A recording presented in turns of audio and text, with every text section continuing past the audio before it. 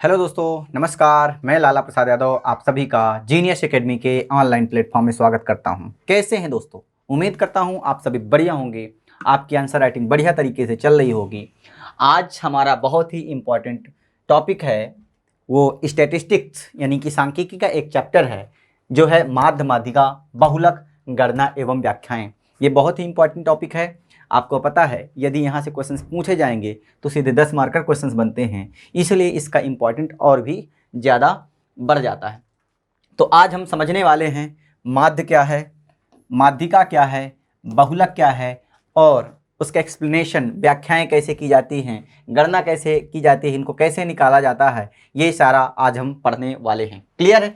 तो आज हम पूरी तरह से कंप्लीटली माध्य के बारे में पढ़ेंगे। आपको पता है कि माध्य क्या होता है? माध्य यानी कि एवरेज, औसत होता है। क्लियर है? जिसको इंग्लिश में मीन बोलते हैं।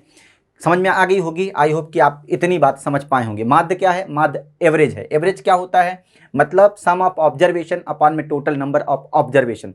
मतलब सारे जितने भी प्रेक्षण दे के रखे होते हैं, यदि उनको सभी को जोड़ दो और जो टोटल ऑब्जर्वेशन है उनसे डिवाइड कर दो तो क्या निकल आता है? आपका माध्य निकल आता है, यानी कि एवरेज निकल आता है। उसी को इंग्लिश में बोलते हैं मीन बोलते हैं। क्लियर है? तो चलिए हम माध्य को समझते हैं, क्योंकि आपको पता है इसकी थ्योरी भी समझना होता है, क्योंकि थ्योरी से भी क्वेश्चंस बन जाते हैं। लेकिन अधिकतर जो चांस है यहाँ पे क्वेश्चंस ही पूछे जाएंगे, न्यूमेरिकल पूछे जाएंगे। थ्योरी पूछे जाने की कम संभावना है, लेकिन फिर भी हम अच्छी तरीके से पढ़ेंगे कि यदि पूछ लिया जाएगा तो हम अपना जवाब बढ़िया तरीके से दे पाएंगे और कॉपी में अच्छे से लिख पाएंगे। सबसे पहले हम समझते हैं समांतर माध्य को दोस्तों, जिसको बोलते हैं अरिथमेटिक मीन। क्या बोलते हैं? Arithmetic mean. माध्य का समान अर्थ औसत यानी कि एवरेज होता है। आंकड़ा समूह के प्रत्येक मान के योगफल के आंकड़ों की कुल संख्या से भाग देने पर माध्य प्राप्त होता है। क्लियर है? माध्य का जो फॉर्मूला होता है, आंकड़ों का योगफल अपॉन में आंकड़ों की कुल संख्या। सपोज करिए मेरे पास 5 बच्चे हैं। सपोज करिए मेरे पास कितने बच्चे हैं? 5 बच्चे हैं। पहले वाले बच्चे के पास 2 रुपए हैं उसके जेब में, दूसरे वाले बच्चे के पास 3 है, तीसरे वाले के पास 5 हैं और चौथे वाले के पास 6 है और मान लीजिए कि 7वें वाले के पास 1 रुपया है। क्लियर है? और ये उनके पॉकेट में क्या है? पॉकेट में क्या है? मनी है। मैं पूछूं कि मीन बताइए, माध्य बताइए, एवरेज बताइए, तो आपको क्या करना है? सभी को जोड़ देना होता है। 2 + 3 + 5 + 6 + 1। ठीक है? 2 3 5, 5 5 10, 10 6 16, 16 और 1 17। क्लियर? और कितने बच्चे हैं यहाँ पे? 1 2 3 4 5, 5 से डिवाइड कर दो। क्लियर है कि नहीं क्लियर? तो आप क्या करोगे? इसको सॉल्व करोगे तो 5 3 15 पॉइंट लगाएंगे। अब 2 बचेगा, 5 चौक 20। 3.4 जो होगा दोस्तों यहाँ पे क्या होगा? ये माध्य होगा। 3.4 ही क्या होगा?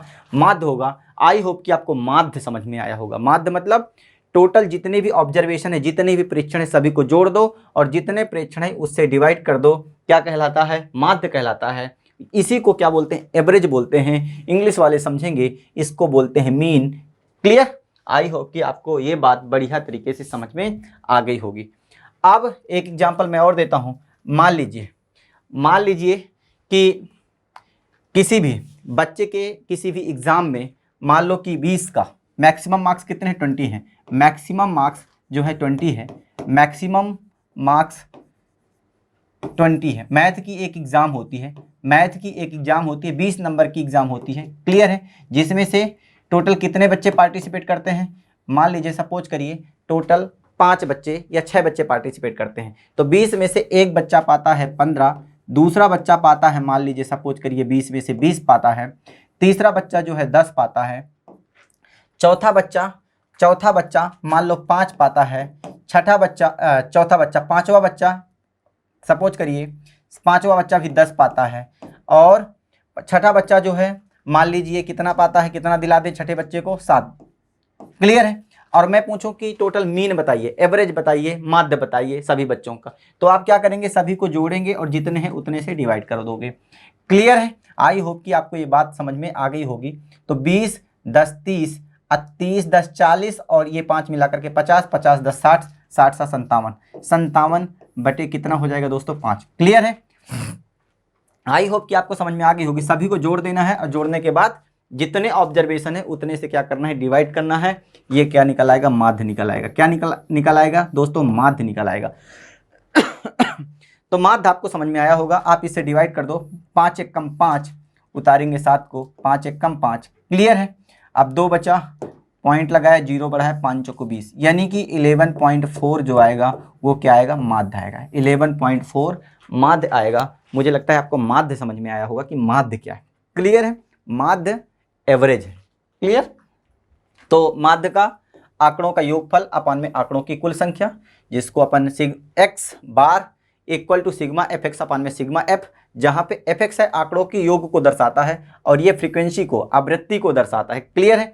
जहां सिग्मा समेशन अर्थात योग को प्रदर्शित करता है, x बार माध्य को प्रदर्शित करता है, तथा सिग्मा एफ एक्स आंकड़ों के योग को तथा सिग्मा एफ कुल बारंबारता यानी कि फ्रीक्वेंसी को प्रदर्शित करता है। आई होप कि आपको ये बात जो है बड़े अच्छे तरीके से समझ में आ गई होगी।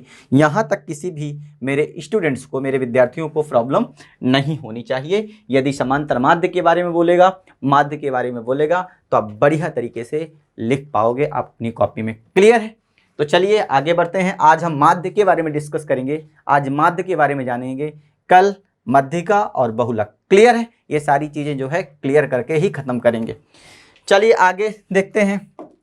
आगे क्या है, द कॉमन अर्थमेटिक मीन का मतलब क्या हुआ, the common meaning of a mean is average, the sum of each value in the data set is the mean divided by the total number of data. ये mean है दोस्तों, क्या है, mean है, इसको मीन कर लेना। Mean sum of figures upon में टोटल नंबर ऑफ स्टैटिस्टिक्स इसको कह सकते हैं। तो यह सम ऑफ ऑब्जर्वेशन अपॉन में टोटल नंबर ऑफ ऑब्जर्वेशन इस प्रकार से भी कह सकते हैं। तो X bar equal to sigma F X upon में sigma F, where sigma represent summation, x bar represent the mean and sigma fx represents the sum of data and f represent the total frequency, clear। Sigma कुल मिलाकर के योग को represent करता है, plus को मतलब योग को, समेशन को, ठीक है, सम को रिप्रेजेंट करता है, क्लियर है। चलिए आगे आइए, आगे समझते हैं। आप देखो सीधे सीधे क्वेश्चंस पे आते हैं, क्वेश्चंस के थ्रू ही चीज़ों को समझेंगे, क्लियर है। तो देखिए राशि 2 4 6 8 10 12 15 का माध्य ज्ञात कीजिए। देखो इसका इंग्लिश में भी होगा, यहाँ पे लिखा है find the mean of the quantities, find the mean of the quantities.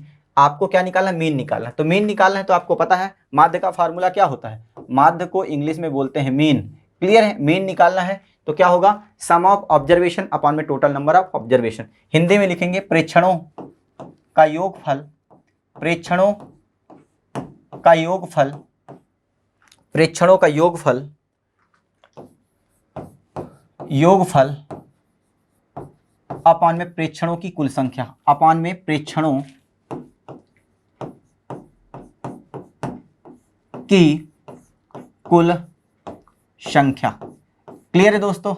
ये क्या होता है, माध्य होता है, इसी को एवरेज बोलते हैं, क्लियर। तो प्रेक्षणों का योगफल, सभी को जोड़ो, सभी को अपने को क्या करना है, जोड़ना है, सभी को क्या करना है दोस्तों, जोड़ना है। तो सभी को जोड़ना है तो जोड़ो। प्रेक्षणों का योगफल क्या होगा, 2 + 4 + 6 + 8 + 10 + 12 + 15 और अपॉन में टोटल कितने हैं, टोटल हैं 1 2 3 4 5 6 7, टोटल 1 2 3 4 5 6 7, 7, ठीक है। आई होप कि आपको इतनी बात जो है बढ़िया तरीके से समझ में आई होगी। 4 2 6, 6 6 12, 12 और 8 20, 20 10 30, 30 10 40, 10 50, अब 50 और 7 57 होता है। कितना होता है दोस्तों, 57/7 आएगा। ये जो आएगा यही क्या कहलाएगा, मीन कहलाएगा, यानी कि माध्य कहलाएगा, क्लियर है। यही आपका क्या होगा दोस्तों, आंसर होगा। यदि इस प्रकार का क्वेश्चन आएगा तो आप इजिली इस प्रकार के क्वेश्चन को क्या कर पाएंगे, सॉल्व कर पाएंगे, क्लियर है। तो आइए हम नेक्स्ट टाइप के क्वेश्चंस देखते हैं, नेक्स्ट क्वेश्चंस को देखते हैं कि उसको कैसे सॉल्व करेंगे, क्लियर है। तो इसका आप स्क्रीनशॉट ले सकते हैं, देख सकते हैं, लिख सकते हैं, क्लियर है। चलिए, और मैं आपको एक बात बता दूं, आपको परेशान होने की ज़रूरत नहीं है। बहुत से बच्चे जो है कमेंट करते हैं, तो मेरी पूरी कोशिश रहेगी कि एग्ज़ाम के पहले पहले आपके जितने भी मोस्ट इंपॉर्टेंट टॉपिक हैं वो सारे करवा दिए जाएँ। मैं पूरी तरह से लगा हुआ हूँ कि कुछ भी ना छूटे, क्लियर है। आपकी डिमांड है, DI है, प्रोबेबिलिटी है और अनुपात समानुपात है, तो उनको भी मैं कोशिश करूँगा कि कवर करवा दें, क्लियर है। तो बिल्कुल आपको देखते रहना है चीज़ों को, वीडियो को लाइक करना है, कमेंट करना है, ठीक है, और दोस्तों तक शेयर भी करते रहना है, क्योंकि हमें भी पता चले कि जो है बच्चे हमें पसंद कर रहे हैं और जो है हमें भी मतलब और ज़्यादा मोटिवेशन मिले, जिससे कि हम और काम कर पाएँ आपके लिए, क्लियर। तो आइए तो एग्जाम्पल नंबर 2 है दोस्तों, एक आदमी ने 20 पुस्तकें 10 के औसत मूल्य से तथा 15 अन्य प्रकार की पुस्तकें रुपए 20 के औसत मूल्य पर खरीदा। कुल पुस्तकों का माध्य मूल्य ज्ञात कीजिए। आपको यहाँ पे भी माध्य निकालना है। आपको दोस्तों यहाँ पे भी माध्य निकालना है। क्या निकालना है? माध्य। कोई दिक्कत की बात नहीं है, आप बढ़िया इजीली तरीके से इस क्वेश्चन को सॉल्व कर सकते हैं। 20 पुस्तकें रुपए 10 के औसत मूल्य से, 20 पुस्तकें खरीदता है, 20 पुस्तकें खरीदते हैं और एक पुस्तक का मूल्य कितना है दोस्त? 10 है। तो 20 पुस्तकों का मूल्य कितना होगा? 10 रुपए। 20 दहम 200 होगा। क्लियर है? एक आदमी ने 20 पुस्तकें रुपए 10 के औसत मूल्य से, एक पुस्तक का मूल्य 10 रुपए है तो 20 पुस्तकें इतने की हो जाएंगी, तथा 15 अन्य प्रकार की पुस्तकें प्लस 15 अन्य प्रकार की पुस्तकें किस रेट से? 20 रुपए 20 के औसत मूल्य से। ये हो गया क्लियर। और ये हो गया टोटल मूल्य अपॉन में टोटल पुस्तकें। तो पहले कितनी पुस्तकें खरीदी गई दोस्त?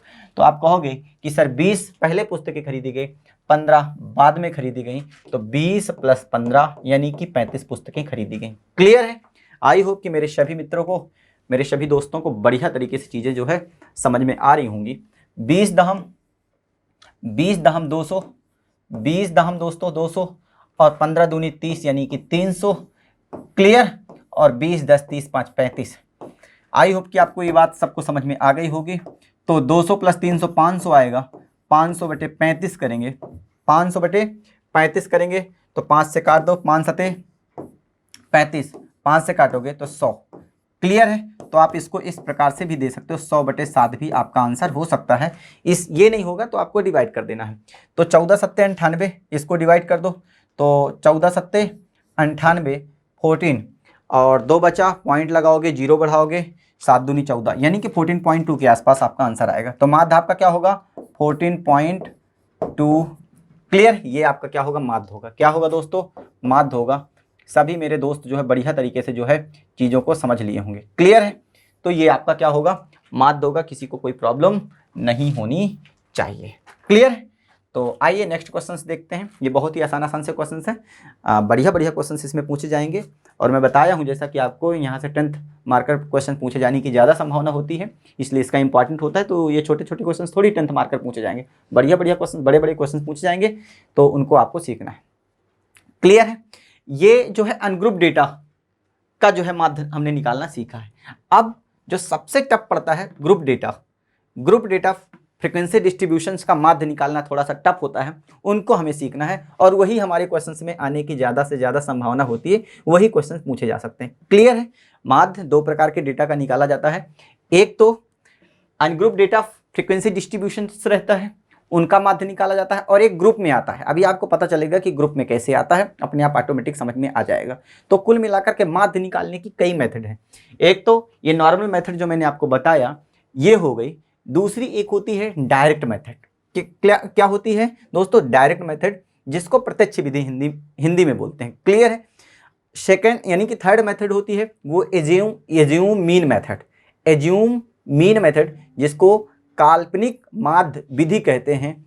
और जो दोस्तों चौथी होती है वो स्टेप डेविएशन मेथड होती है, वो होती है पग विचलन विधि। क्लियर है? मैं आपको तीनों विधियां बताऊंगा, क्योंकि क्वेश्चंस आता है और बोल देता है कि इसको पग विचलन विधि से करिए, इसको स्टेप डेविएशन मेथड से करिए, इसको एज्यूम मीन मेथड से करिए, इसको डायरेक्ट मेथड से करिए। क्लियर है? एक क्वेश्चंस बताऊंगा, एक क्वेश्चंस के थ्रू सारे जो है मेथड मैं आपको बता दूंगा। आपको एक क्वेश्चंस पे ही सारी चीजें जो है बढ़िया तरीके से क्लियर हो जाएंगी, आपको प्रॉब्लम नहीं आएगी। क्लियर है? तो चलिए हम ग्रुप डेटा फ्रीक्वेंसी का जो है ये वही क्वेश्चन है, इंग्लिश में लिखा हुआ है, इंग्लिश मीडियम वाले देख लेंगे। क्लियर है? आप स्क्रीनशॉट क्वेश्चन का ले सकते हैं। चलिए आइए अब अवर्गीकृत। देखो अभी तक वर्गीकृत जो है आंकड़े थे, वर्गीकृत आंकड़े थे। अब जो है अवर्गीकृत रूप में प्रस्तुत आंकड़ों का माध्य, अभी तक हमने जो निकाला है वो मीन निकाला है। अब जो है मीन 2 प्रकार से पूछे जा सकते हैं। एक अवर्गीकृत रूप में प्रस्तुत आंकड़ों का माध्य पूछा जाता है और एक वर्गीकृत आंकड़ों का माध्य जो है पूछा जा सकता है।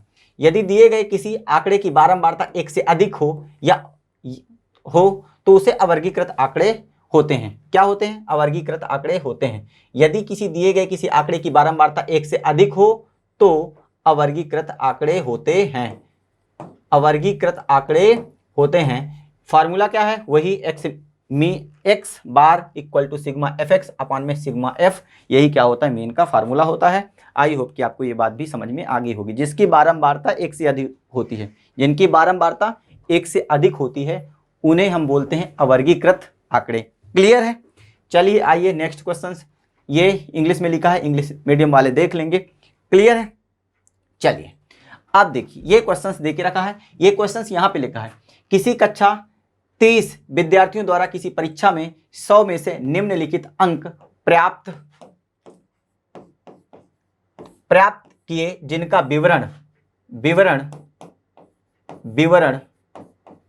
विवरण नीचे सारणी में दिया गया है, माध्य ज्ञात कीजिए।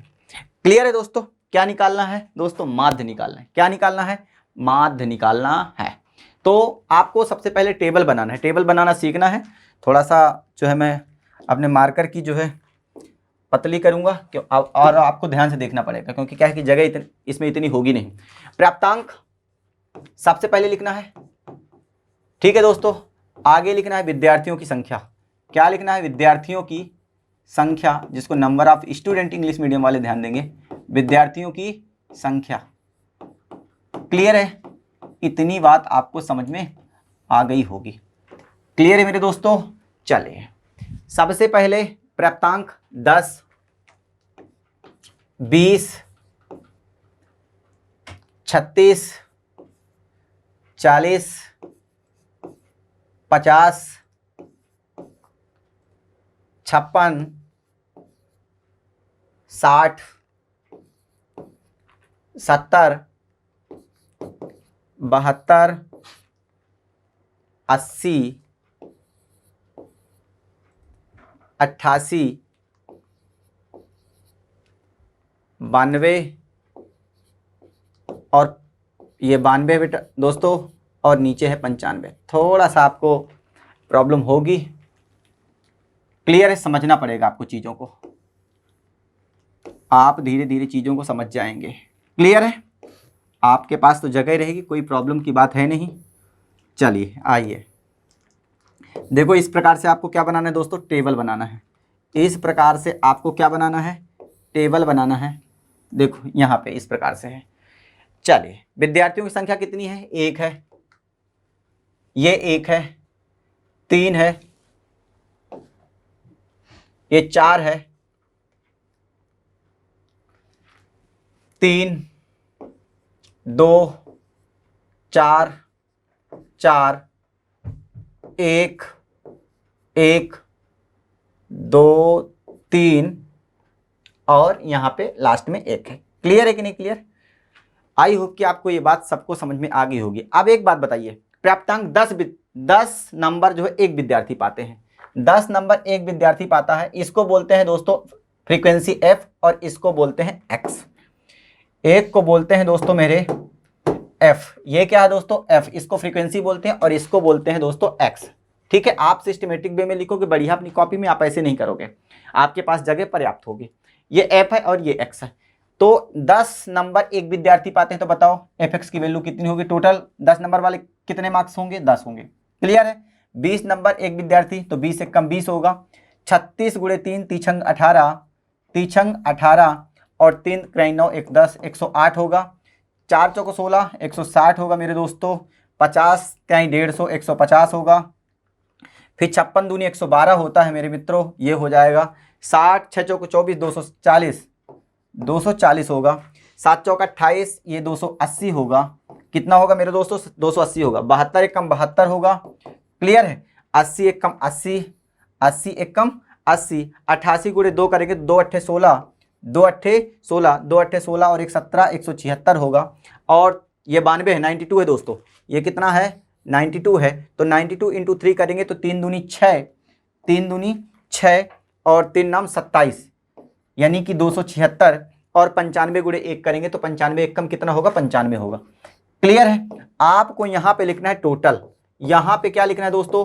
टोटल लिखना है, तो टोटल इनको करना है, इनको टोटल करना है। यहाँ पे हालांकि खैर दे के रखा है कितने विद्यार्थी 30, तो सिग्मा एफ की वैल्यू तो दे के रखी है, सिग्मा एफ की वैल्यू 30 दे के रखी है दोस्तों। तो इसको क्या करना है, यहाँ पे लिख देना है। अब इनको जोड़ना है, इनको जोड़ोगे तो ये कहलाएगा मेरे दोस्तों, मेरे मित्रों, सिग्मा एफ एक्स। क्या कहलाएगा, सिग्मा एफ एक्स। और इनको जोड़ोगे तो इनका जो सम आएगा दोस्तों वो कितना आएगा, 1779 आएगा। कितना आएगा, आप जोड़ करके देख लोगे, 1779 आएगा। और आपको मीन पता है, मीन होता क्या है दोस्तों, मीन होता है, मीन क्या होता है, sigma F X, sigma F X upon में सिग्मा एफ होता है। यही क्या होता है, मीन होता है। हमें क्या, माध्य ही निकालना है।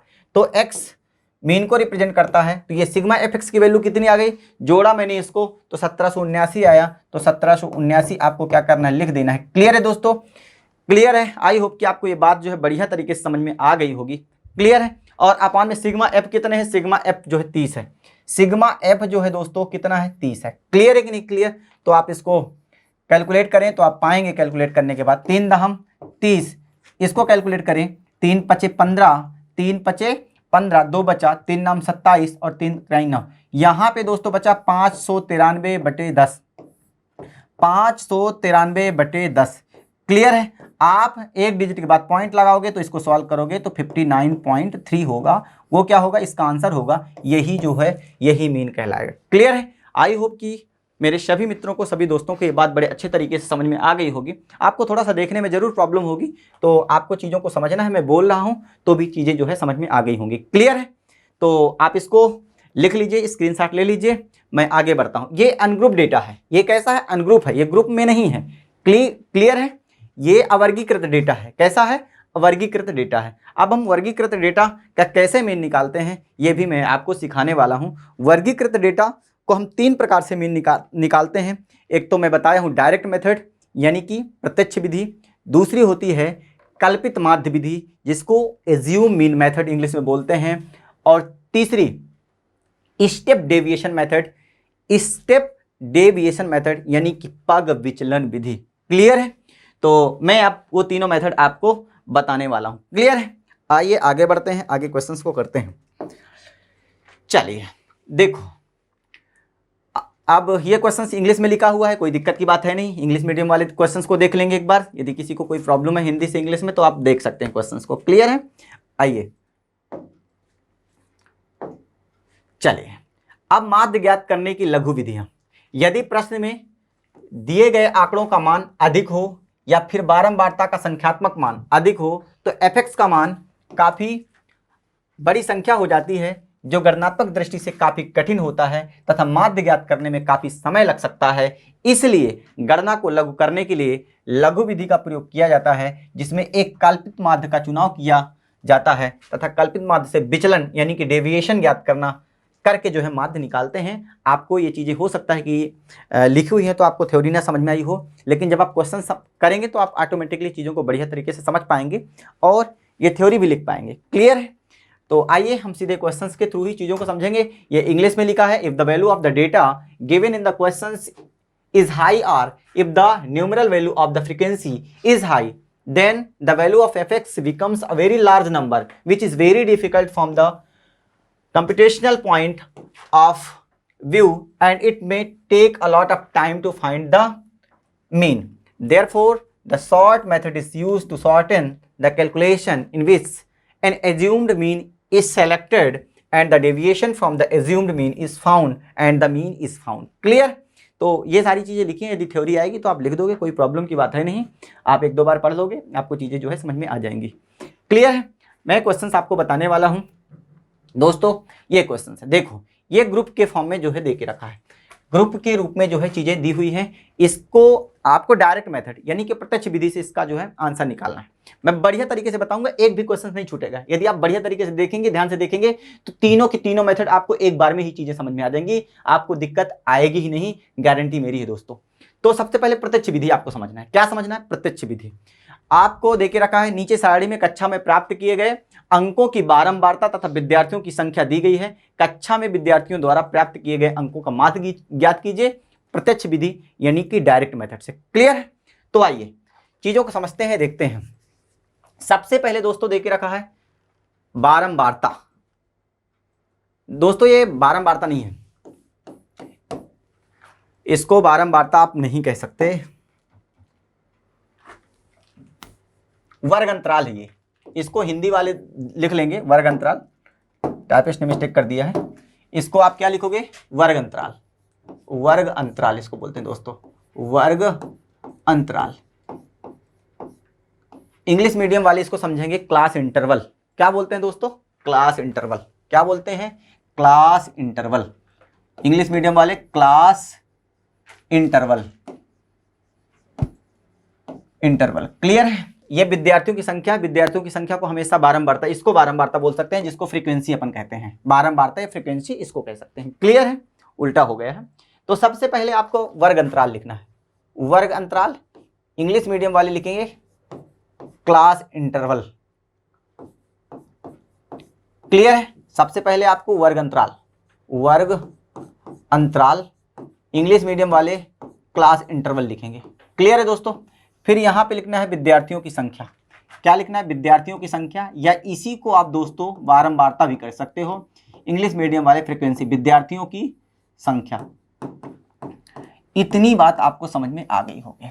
चलिए अब आपको क्या करना है, मैं बिल्कुल सटा के लिखूंगा तो आपको ध्यान देना पड़ेगा। पहला वर्ग अंतराल 10 से 25, 10 से 25, फिर 25 से 40, 25 से 40 दोस्तों, फिर 40 से 55, 40 से 55 दोस्तों, फिर 55 से 70, 55 से कितना है दोस्तों, 70 है वर्ग अंतराल, 70 से 85, 70 से 85, 85 से 100, 85 से 100, ये आपका आ गया वर्ग अंतराल। मतलब इसका मतलब क्या हुआ, इसका मतलब क्या हुआ, 10 से 25 नंबर तक कितने बच्चे पाए हैं, 2 बच्चे जो है 10 से 25 के बीच में मार्क्स आए होंगे। समझना, 10 से 25 के बीच में 2 बच्चों के मार्क्स आए होंगे। 25 से 40 के बीच में इस बात का मतलब हुआ 3 बच्चों ने मार्क्स पाया है। 40 से 55 के बीच में दोस्तों 70 बच्चों ने मार्क्स पाया है। 55 से 70 के बीच में 6 बच्चों ने मार्क्स पाया है। 70 से 85 के बीच में 6 बच्चों ने मार्क्स पाया है, और 85 से 100 के बीच में 6 बच्चों ने मार्क्स पाया। इसका मतलब ये हुआ, यही तो लिखा है नीचे, सारणी कक्षा में प्राप्त किए गए अंकों की बारंबारता तथा विद्यार्थियों की संख्या दी गई है। क्लियर है कि नहीं क्लियर।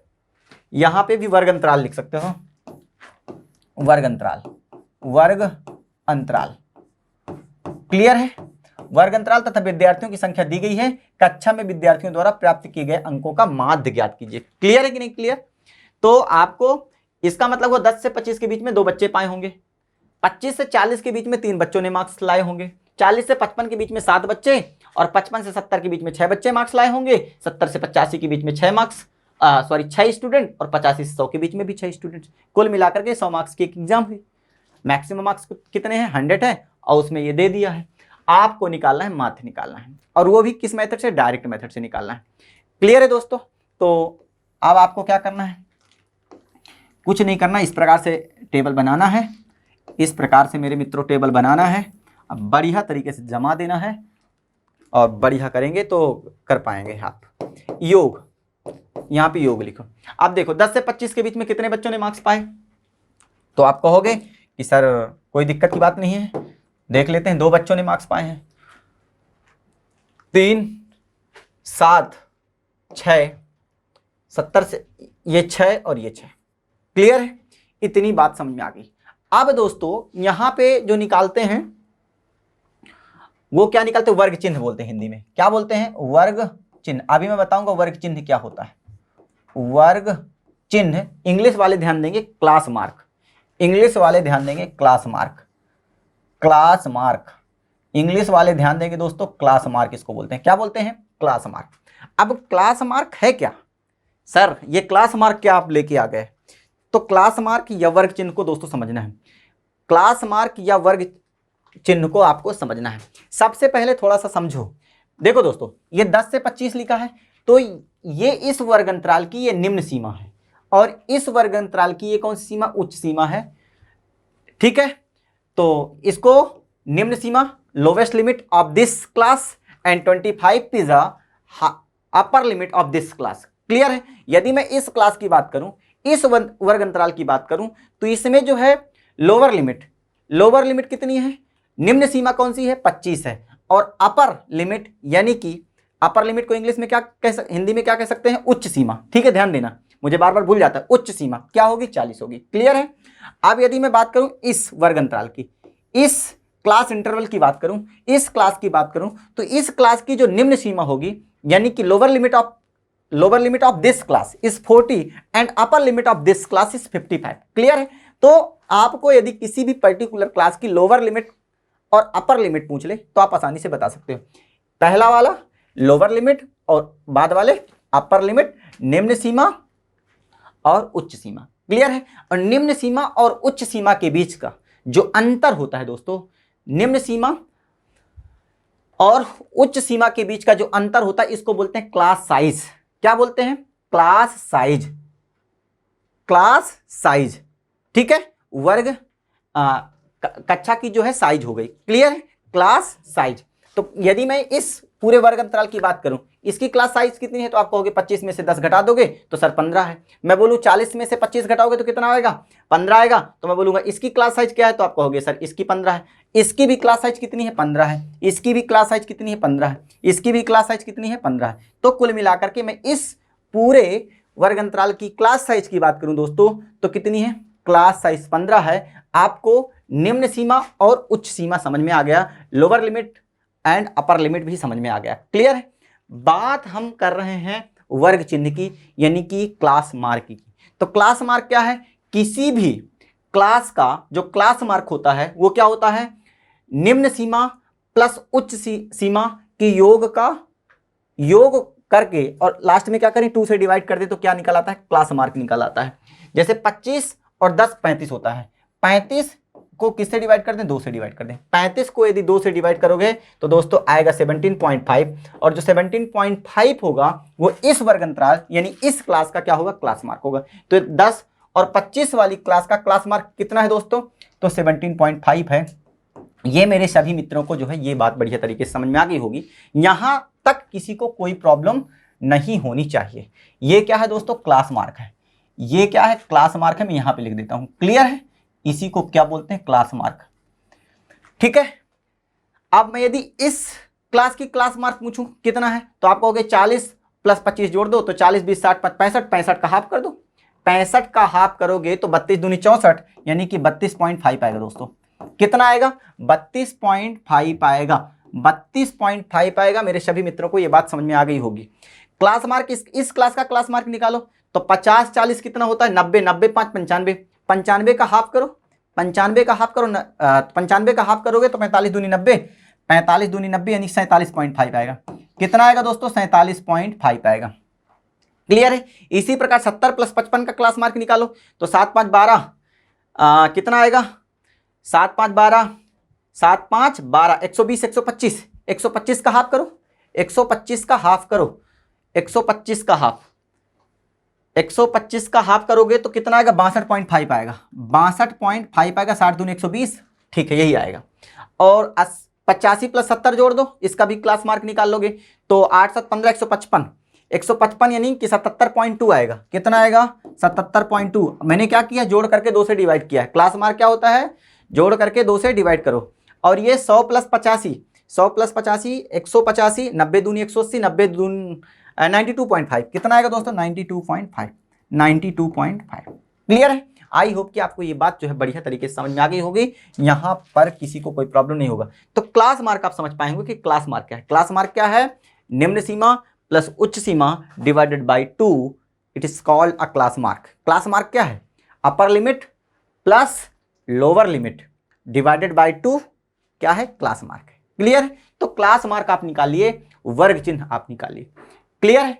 ये जो दोस्तों रिप्रेजेंट करता है, ये एक्स को रिप्रेजेंट करता है। किसको रिप्रेजेंट करता है, यहां पे एक्स को। इसकी फ्रीक्वेंसी कितनी है, 2 है। ये एफ को रिप्रेजेंट करेगा।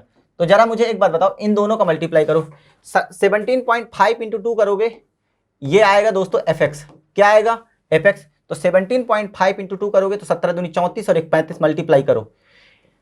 32.5 इंटू 3 का मल्टीप्लाई करो। मल्टीप्लाई करना है तो 3 पचे 15, 3 पचे 15, 3 दूनी 6 और 1 7, 3 दूनी 6 और 1 7, 3 कहीं 9, 97.5। 97.5। क्लियर है, 97.5। अब इसका मल्टीप्लाई करो, इसका मल्टीप्लाई करो तो 7 पना 35 की 5 आएगा, बचेगा कितना, 3 बचेगा, 7 7 49, 3 52 की 2, क्लियर है, 5 आया, और 7 चौक 28 और 28 5, 28 2 30, 30 और 2 32, ये आएगा। 7 पना 35, 7 पना 35 की 5, 7 7 49, 49 और 50 51 52, और 7 चौक 28, 28 2 30, 30 28, 7 चौक 28, 28 5 कितना होता है, 28 2 30 3 33 होगा दोस्तों, 332 आएगा। कितना है, 332 आएगा। ध्यान दे लोगे, यदि कैलकुलेशन मिस्टेक हो जाए तो आप समझ जाना कि कैलकुलेशन मिस्टेक है, आप सही भी कर लोगे। क्लियर है। अब इसका मल्टीप्लाई करो, 6 पंचे 30 की 0, 6 पंचे 30 की 0, फिर 6 दूनी 12 3 15 की 5, और 6 छंगे 36 और 1 37, क्लियर, 375 आएगा। 6 पंचे 30, 6 दूनी 12 3 15, 6 पंचे 30, 6 दूनी 12 3 15, 6 छांगे 36 और 1 37, क्लियर है। इसको इसी तरह मल्टीप्लाई करो, 6 दूनी 12 की 2, कोई दिक्कत की बात नहीं है। 6 सत्ते 42, 42 और 1 43, क्लियर। 4 6 सत्ते 42, 42 4 कितना होता है, 46 होता है, 42 4 46, 463 हुआ। इसी प्रकार इसका करोगे तो 6 पंचे 30 की 0, 6 पंचे 30 की 0, 6 दूनी 12 3 15, 6 दूनी 12 3 15, 1 आया, और 6 ना में 54 और 1 55, 555। तो अब टोटल योग करना है, तो विद्यार्थियों की संख्या टोटल कितनी है, 30 दे के रखी है, तो सिग्मा एफ तो 30 ही होगा। सिग्मा एफ इक्वल टू कितना आ गया दोस्तों, 30 हो गए। इसको जोड़ोगे तो सिग्मा एफ एक्स हुआ, इसको नहीं जोड़ना, ठीक है ना, sigma F X, sigma F x जोड़ो, इसको जोड़ दो, ये टोटल जोड़ोगे तो कितना हो रहा है, 1860 होता है। जोड़ के देख लेना क्या आएगा, 1860 आएगा। क्या आएगा दोस्तों, 1860 आएगा। क्लियर, 5 5, ठीक है,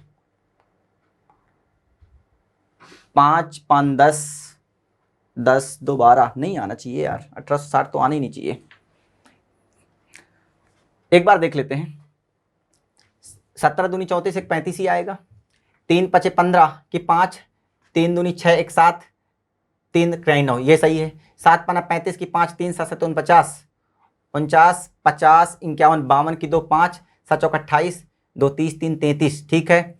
6 पंचे 30, क्लियर, 6 पंचे 30, 3 बच्चा 6 दूनी 12 3 15, 3 6 छंगे 36 और 1 37, 6 दूनी 12 छत्रिक 18, 6 दूनी 12 की 2, 6 सत्ते 42 और 1 43, 4 6 सत्ते 42, 42 और 4 42 4 46, ठीक है, ये आएगा। क्या आएगा, ये आज आएगा। क्लियर है, तो आप जोड़ दो, आप एक बार जोड़ दो, इनको जोड़ोगे तो आप 550, देखो 35 97.5 जोड़ना तो पड़ेगा, 332.5, 332.5, फिर है 375, फिर 463.2, 463.2, अब 555, 555 जोड़ दो दोस्तों, 5 5 10 और 2 12, 5 5 10 2 12 आएगा। अब देखो 5 3 8 5 13, 13 2 15, 15 5 20, 20 27, और 27 और 1 कितना हो गया, 28 की 8 2 आ गया।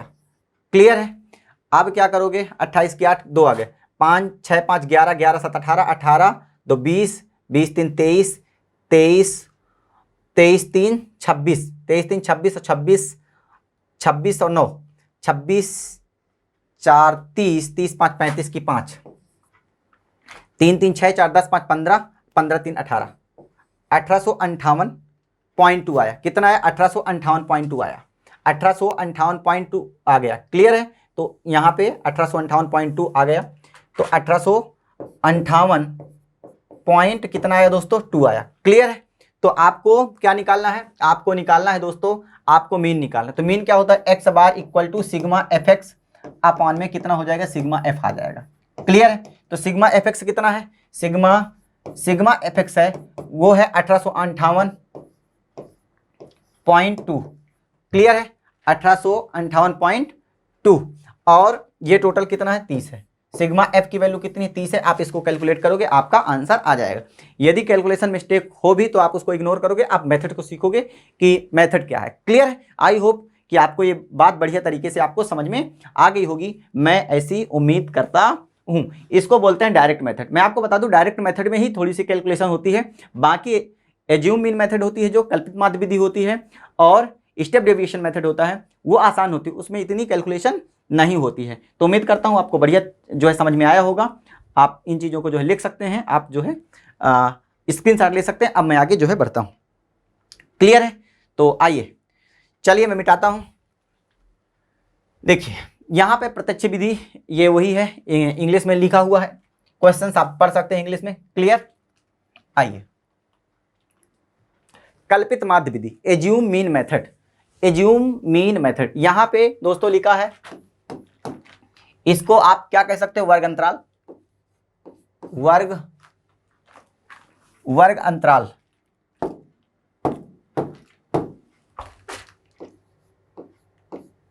वर्ग अंतराल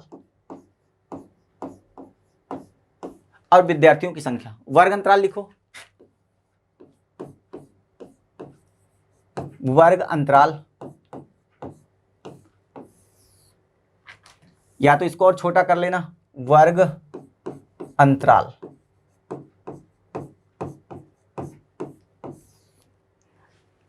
विद्यार्थियों की संख्या, विद्यार्थियों की संख्या, आप इसको समझ जाना, विद्यार्थियों की संख्या को रिप्रेजेंट करते हैं, इसको एफ से, जगह नहीं बचेगी। फिर आगे है दोस्तों, ये इतनी बात समझ में आ गई। अब हमें क्या करना है, 10 से 25, 25 से 40, 40 से 55, 55 से 70, 70 से 85, 85 से 100,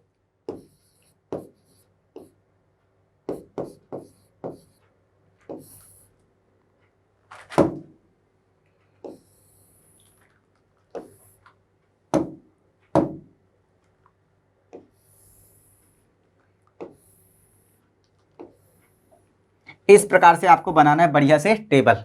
आप फ्रीक्वेंसी लिखो, 2, 3, 7, 6, 6 और 6। यहां पे लिखोगे योग, क्या लिखोगे, योग। ये आ गया। अब आपको निकालना है क्या, क्लास मार्क। क्लास मार्क यानी वर्ग चिन्ह, क्लास मार्क हिंदी वाले ध्यान देंगे, वर्ग चिन्ह। तो कितना आया था, 25 10 35, 17.5 आया था। ये कितना आया था, 40 20 60, 5 65, 32 दूनी 64, 32.5 आया था। ये 40 50 40 90 90 5 95, 50 40 90 90 5 95, यानी कि 45 दूनी 90, 47.5। ठीक है, ये 62.5। ठीक है, और यहाँ पे 77.5 आया था, हमने निकाला था, कितना आया था, 77.5, और यहाँ पे 92.5 आया था, 92.5 आया था। क्लियर है, क्लास मार्क निकाल दिया। अब हम यहाँ पे जो सीख रहे हैं वो कल्पित माध्य विधि, यानी कि एज्यूम मीन मेथड सीख रहे हैं। क्या सीख रहे हैं दोस्तों, एज्यूम मीन मेथड सीख रहे हैं।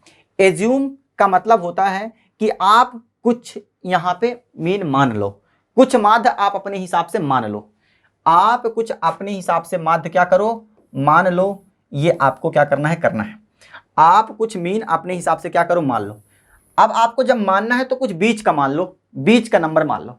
मान लेते हैं कि हमारा जो माध्य होगा, वो 62.5 होगा।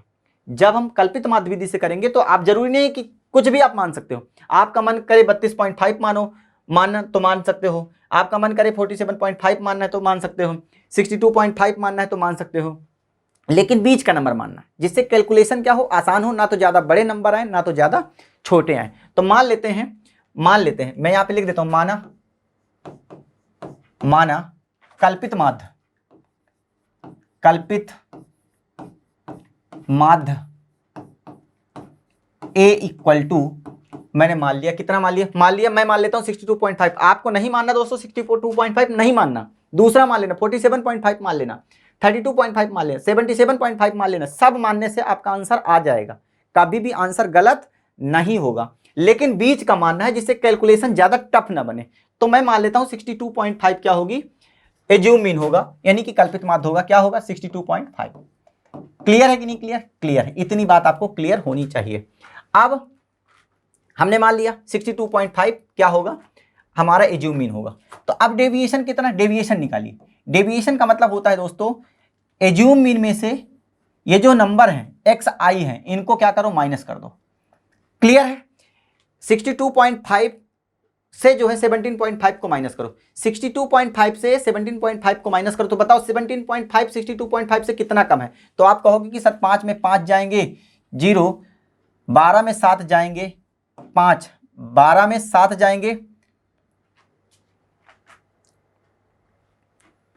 ठीक है, 12 में 7 जाएंगे 5, और ये 5 में 1 जाएंगे 4, 40.5 आएगा। 5 में 5, 7 में 7, 12 में 7 5, और 5 में 1 4, 45 आया। ठीक है, अब 62.5 से 32.5 कितना कम है? तो आप कहोगे सर इसमें से यदि इसको माइनस कर दूंगा तो पता, ये इतना कम है तो ये माइनस लगाओ। 62.5 से 17.5 कितना कम है, 45 कम है, तो माइनस 45 कम है, तो माइनस 45 लिख दो। अब 62.5 से 32.5 कितना कम है, तो कम है, तो कम है इसलिए इसको लगाओ माइनस, और कितना कम है माइनस कर दो, 5 में 5 जाएंगे दोस्तों 0। क्लियर है? 0 आ गया, क्या आ गया 0। अब 2 में 2 0, क्लियर है, 6 में 3 30, 30 आ गया। अब 62.5 से 47.5 कितना कम है, तो आप कहोगे सर घटा दो, पता चल जाएगा। तो 5 में 5 जाएंगे 0, 5 में 5 जाएंगे 0, 12 में 7 5, और यहाँ पे बचा 5, 5 में 4 1, माइनस का 15। अब 62.5 से 62.5 कितने का गैप है, तो आप कहोगे सर 0 का गैप है। आप बताओ 62.5 से अब ये बड़े नंबर नीचे जाने लगे, तो बताओ कितना बड़ा है, तो आप कहोगे ये बड़ा है। 62.5 से 77.5 बड़ा है, कितना बड़ा है, तो आप कहोगे घटा दो। तो 5 में से 5 जाएंगे 0, कोई दिक्कत की बात नहीं है। 7 में से 2 जाएंगे 5, और 7 में से 6 जाएंगे 1, प्लस 15 ज़्यादा है। अब 62.5 से 92.5 कितना ज़्यादा, तो आप कहोगे घटा दो सर, तो ये भी ज़्यादा है। तो 5 में 5 जाएंगे 0, 5 में 5 जाएंगे 0 आएगा, 2 में 2 जाएंगे 0, और 9 में 6 जाएंगे 3, 30 ज़्यादा है, तो 30 लिख दिया। क्लियर है? इतनी बात आपको समझ में आ गई होगी। हमने क्लास मार्क निकाला, क्लास मार्क निकालने के बाद एक एज्यूम मीन मान लिया, और एज्यूम मीन में से देखा उस मीन से कि कितना कम या ज़्यादा है। आप इसके 62.5 की जगह कोई दूसरा नंबर भी मान सकते थे, कोई दिक्कत की बात नहीं है दोस्तों। क्लियर है? क्लियर है। अब आपको क्या करना है, ये जो निकला है दोस्तों, ये इसको बोलते हैं x, इसका मल्टीप्लाई किससे करना है, f से करना है, तो निकलेगा fx। क्लियर है? fx निकलेगा। तो माइनस 45 का मल्टीप्लाई 2 में करेंगे तो 45 दूनी 90 माइनस का होगा। क्लियर है? माइनस 30 का मल्टीप्लाई 3 में करेंगे, माइनस 30 का मल्टीप्लाई 3 में करेंगे तो 30 टाइम 90 माइनस का यहाँ पे भी आएगा। क्लियर है? 15 का मल्टीप्लाई 7 में करेंगे तो 15 7 105 आएगा, माइनस का 105 होगा, यहाँ पे भी कोई दिक्कत की बात नहीं है। 0 का मल्टीप्लाई 6 में करेंगे तो 0 ही होगा। क्लियर है? 15 छक्का 90, यहाँ पे 90 ही होगा। यहाँ पे 30 3 18 180 होगा, 180 होगा। ये प्लस के हैं सारे, ये नंबर प्लस के। क्लियर है? अब हमें क्या करना है, अब हमें इनको सभी को जोड़ देना है, योग। तो योग में ये तो टोटल 6 ही है, sorry, sigma F equal to कितना है 30 है, सिग्मा एफ इक्वल टू 30 है। अब इनको सभी जोड़ दो। तो देखो जब आप जोड़ोगे तो आपको क्या करना है, सिग्मा एफ एक्स निकालो, जोड़ो।